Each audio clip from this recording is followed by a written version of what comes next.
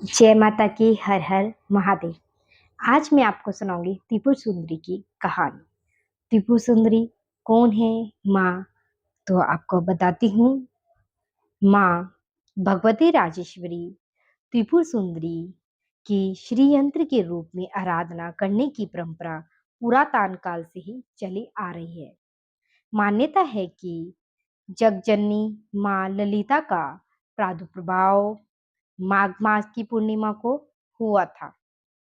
आद्या शक्ति भगवती ललितांबा की जयंती तिथि को इन भगवती की विशेष आराधना की जाती है। श्री यंत्र निवासिनी भगवती षोडशी महाविद्या ही त्रिपुरांबा श्री विद्या ललिता महात्रिपुर सुंदरी श्री माता त्रिपुर आदि नामों से सुविख्यात है। ललिता नाम की व्युत्पत्ति पादुपुराण में कही गई है। लोका नित्य ललते ललिता तेन चचयते। जो संसार से अधिक शोभाशाली है वही भगवती ललिता है। श्री विद्या के लीला विग्रह तो अनंत है।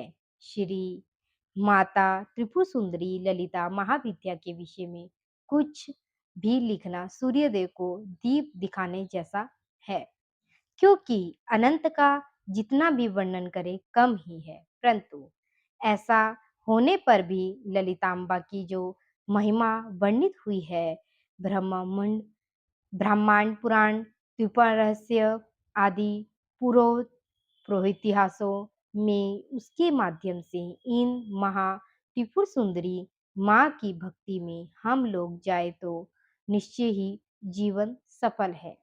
ललिता माँ के पादु प्रभाव के संदर्भ में महा ब्रह्मा ब्रह्मांड पुराण के उत्तरखंड में जो मुख्य कथा वर्णित की गई है वो आज मैं आपको सुनाती हूँ।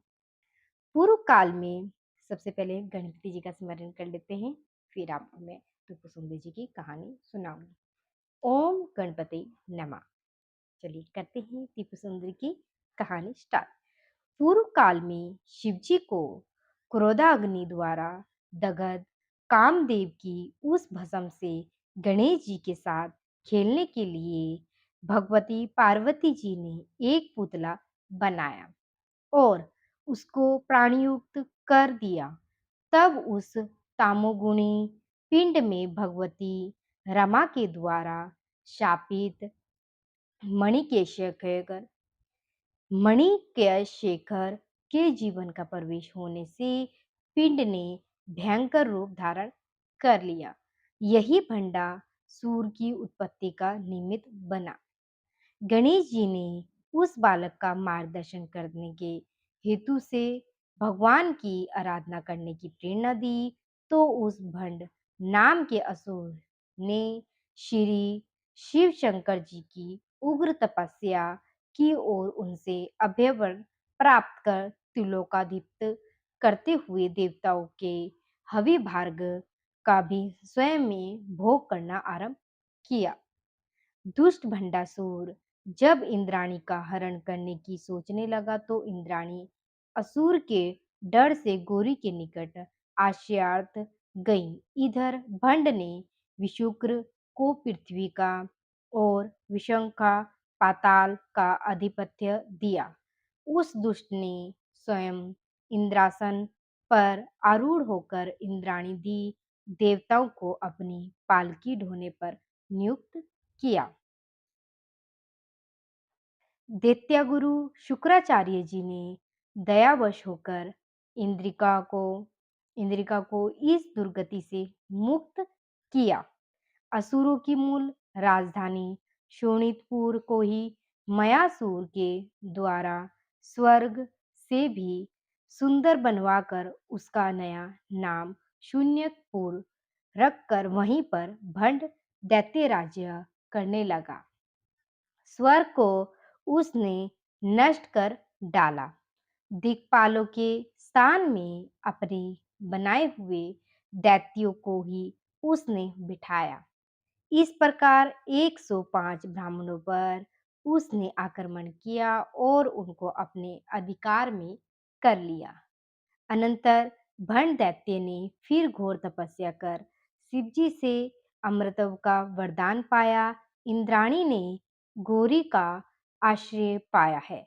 सुनकर दुष्ट भंडासुर दैत्य सेना के साथ कैलाश गया और गणेश जी की भर्त्सना कर उसने इंद्राणी को अपने लिए मांगने लगा। भंडासुर की ऐसी दुष्टता देखकर गणेश जी क्रुद्ध होकर परम गणों को साथ लेते हुए उससे युद्ध करने लगे। अपने पुत्र गणेश को युद्ध युद्ध पर विद्ध देखकर गणेश जी की सहायता करने के लिए भगवती गौरी अपनी कोटि कोटि शक्तियों के साथ युद्ध स्थल में जाकर दैत्यों से युद्ध करने लगी। इधर गणेश जी की गदा के प्रहार से मूर्छित होकर पुनः प्राकृतिस्थ होते ही भंडासुर ने उनको अंकुशाघात से गिराया। माता गौरी यह देखकर बहुत क्रुद्ध हुई और हड़कार से भंडासुर को बांधकर ज्यों ही मारने के लिए उद्यत हुई। त्यों ही ब्रह्मा जी ने गौरी को शंकर जी के दिए हुए अमृतव प्रदान किया, स्मरण दिलाया। शिवजी के वरदान का मान रखने के लिए विवश होकर गौरी ने भंडासुर को छोड़ दिया। इस प्रकार भंड दैत्य से त्रस्त होकर इंद्रादि देवों ने देवगुरु बृहस्पति जी की आज्ञा अनुसार हिमाचल में त्रिपुरा देवी के उद्देश्य से तांत्रिक महायज्ञ करना आरंभ किया। इसमें श्री युक्त से हवन भी किया गया। अंतिम दिन याग समाप्त कर जब देवगण श्री माता की स्तुति कर रहे थे, इतने में ही ज्वाला के बीच से महाशब्द पूर्वक अत्यंत तेजस्वी तुप्रांबा पादुप्रभूत हुई। उस महाशब्द को सुनकर तथा उस लोकोत्तर प्रकाशु पूज्य को देखकर देवगुरु बृहस्पति को छोड़कर बाकी सब देवतागण बधिर तथा अंध होते हुए मूर्छित हो गए। साक्षात ललितांबा को समक्ष देखकर देवगुरु तथा ब्रह्मा जी ने हर्षगदल स्वर से श्री माता की स्तुति की। श्री माता ने प्रसन्न होकर उनका अभिष्ट पूछा। उन्होंने भी भंडासुर की कथा सुनाकर उसके नाश की प्रार्थना की। माता ने भी उस दुष्ट असुर को मारना स्वीकार किया और मूर्छित इंद्रादि देवों को अपनी अमृतमय कृपा दृष्टि से चैतन्य करते हुए अपने दर्शन की योग्यता प्रदान करने के लिए उनके विशेष रूप से तपस्या करने की आवश्यकता बतलाई। देवता लोग भी माता की आज्ञा अनुसार तपस्या करने लगे। इधर भंडासुर ने देवों को पर धावा बोल दिया। कोटि कोटि सैनिकों के साथ आते हुए भंडा दैत्य को देखकर देवों ने त्रिपुरंबा की प्रार्थना करते हुए अपने शरीर अग्निकुंड में अर्पित कर दिए।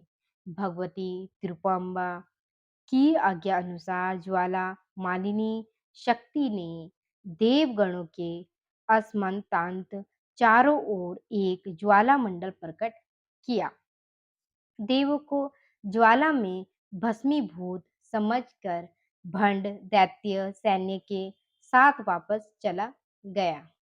दैत्य के जाने के बाद देवतागण जब अपने अविष्टांगों की पूर्णाहुति करने के लिए ज्यों ही उद्यत हुए तो ही ज्वाला के मध्य से तड़िता भुजनिभा तड़ी पूजनिभा त्रिपंबा अभिभूत हुई।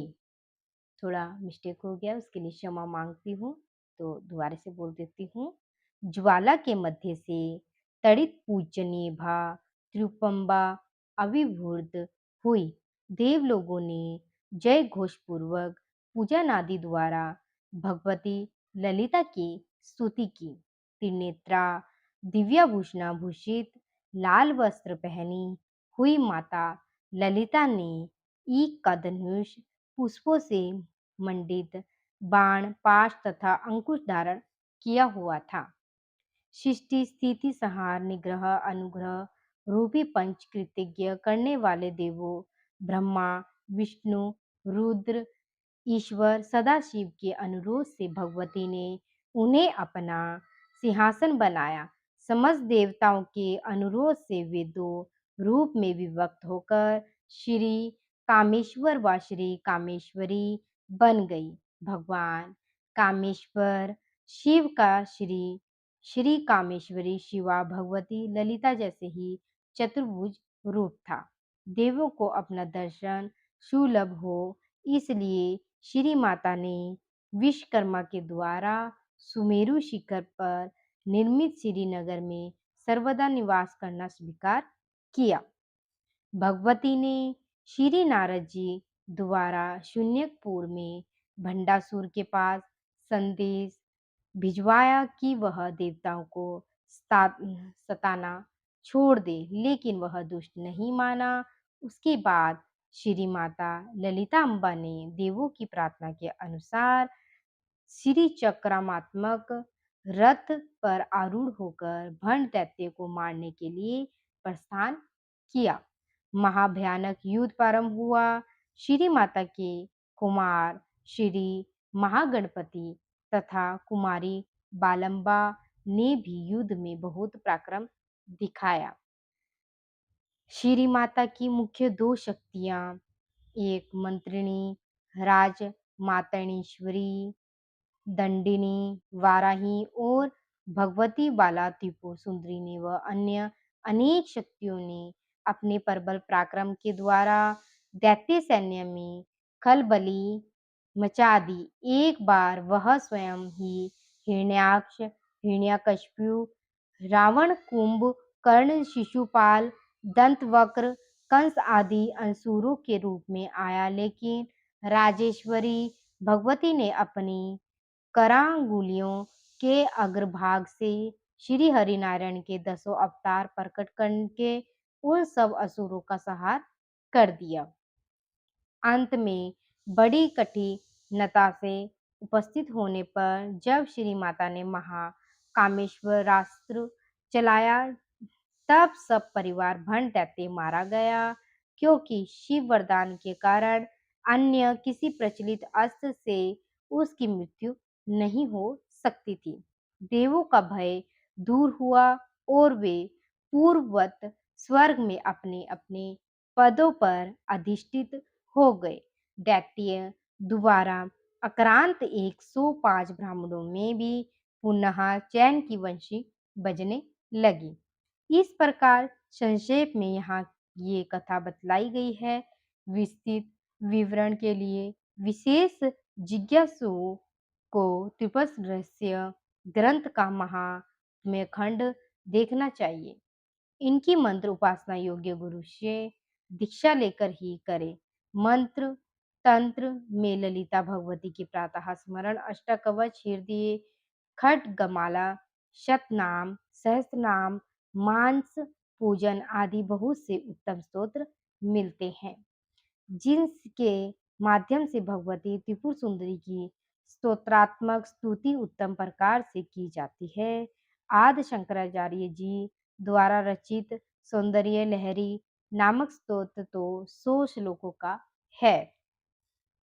प्रारंभिका भगवती ललिता अम्बा के 2 प्रकार के ध्यान यहाँ प्रस्तुत मैं आपको बताऊंगी। साथ ही आपको बता दूं, माँ त्रिपुरा सुंदरी वेद भी इन महात्रिपुर सुंदरी माँ का वर्णन कर सकने में असमर्थ हैं। भक्तों को ललिता महाविद्या प्रसन्न होकर सब कुछ दे देती है। अभिष्ट तो समिति अर्थवाच्य शब्द है। भगवती महा त्रिपुर सुंदरी की कृपा का एक कण भी अभिष्ट से अधिक प्रदान करने में असमर्थ है। श्री विद्या के विषय में अब भी बहुत व्यक्त अविशिष्ट रह गया है। इस हेतु निश्चित रूप से आगे भी कई लेख प्रस्तुत किए जाएंगे। श्री ललिता जयंती पर श्री माता ललिता अम्बा प्रियतम कहते हुए भगवती ललिता महाशिवपुर महात्रिपुर सुंदरी के श्री चरणों में हमारा बारंबार प्रणाम है। ये थी माँ त्रिपुर सुंदरी की कहानी जो आज मैंने आपको सुनाई है। माँ त्रिपुर सुंदरी की मंत्र भी है और माँ त्रिपुर सुंदरी के चालीसा भी है, पाठ भी है। तो आप जो आपको मंत्र सही लगे वह मंत्र आप जप सकते हैं। साथ ही आपको मैं इसमें मंत्र भी बताऊंगी। मैं आपको माँ त्रिपुर सुंदरी राजेश्वरी के सबसे शक्तिशाली और मुख्य बीज मंत्र ओम ऐं ह्रीं श्रीं है। यह मंत्र ज्ञान एवं माया शक्ति ही और समृद्धिशीली का प्रतीक है। इनकी साधना से साधक को लौकिक सुख, आकर्षक तेज और मोक्ष की प्राप्ति होती है। त्रिपुर सुंदरी देवी की कृपा प्राप्त करने के लिए कुछ प्रमुख बीज मंत्र भी हैं। तो चलिए बताती हूँ आपको। षडाक्षर बीज मंत्र मुख्य मंत्र। यह मंत्र सर्व कल्याण और मनोकामना पूर्ति के लिए अति उत्तम माना जाता है। यह मंत्र है ओम श्रीं ह्रीं क्लीं ऐं सौः ललिताय नमः। त्रिपुर सुंदरी का मूल बाला बीज मंत्र। यह बहुत ही शक्तिशाली मंत्र है जो आकर्षण, ज्ञान और तेजस्वी बढ़ाता है। मंत्र ओम ऐं ह्रीं श्रीं राजराजेश्वरी षोडशी मंत्र 16 अक्षरी। यह देवी का एक अत्यंत प्रभावशाली और विस्तृत बीज मंत्र है। मंत्र ह्रीं श्रीं क्लीं त्रिपुरामंदने सर्वशंभु साध्य स्वाहा। जप के नियम और विधि। जप संख्या में इन मंत्रों जाप 1, 3, 5 या 108 बार करना चाहिए माला से। माला स्फटिक या रुद्राक्ष की माला का उपयोग करना सर्वोत्तम होता है। ब्रह्म मुहूर्त सुबह 4 से 6 के बीच या संध्या काल में जप करना सबसे फलदायी है। सावधानी। तांत्रिक परंपरा में श्री विद्या साधनों की किसी योग्य गुरु के मार्गदर्शनों में करना ही श्रेष्ठ माना जाता है। अगर आपको इनका मंत्र करना है तो यह साधना के लिए माना जाता है। अगर आपको अपनी ही कुछ शक्ति, अपनी कुछ इच्छा पूर्ण करनी है तब भी आप इस मंत्र का जाप कर सकते हैं। आई होप आपको मेरी वीडियो अच्छी लगी हो तो लाइक शेयर कमेंट सब्सक्राइब जरूर करें। जय माता की। हर हर महादेव।